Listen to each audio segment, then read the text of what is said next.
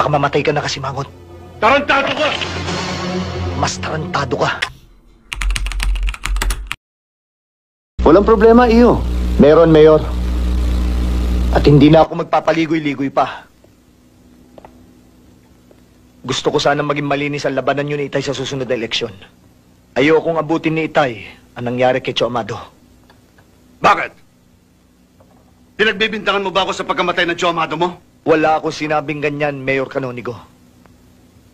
Kung ang isang matandang kasong katulad ng kay Cho Amado'y nakalimutan mo na, muli ko itong bubuksan at bubuhayin. At sa oras na mapatunayan kung may kinalaman ka sa pagkamatay niya, ako mismo ang aaresto sa'yo. Punyeta! At sino kang punyetang pulis na aresto sa akin? Sino kang punyeta ka? Ang punyetang pulis na ito, ang pinakamasama mong panaginip.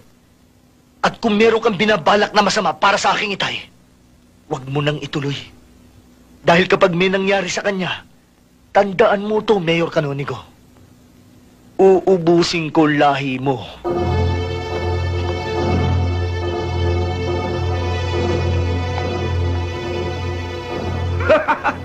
Uubusin daw ang lahi ko!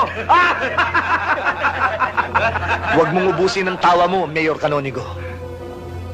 At baka mamatay ka na kasi, Mangot. Tarantado ka!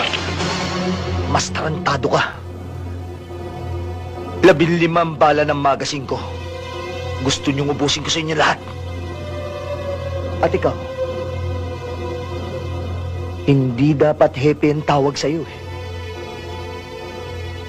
Mas bagay sa'yo ang tawaging tuta. Bing! Ito rin ang tandaan mo. Hindi pa tayo tapos.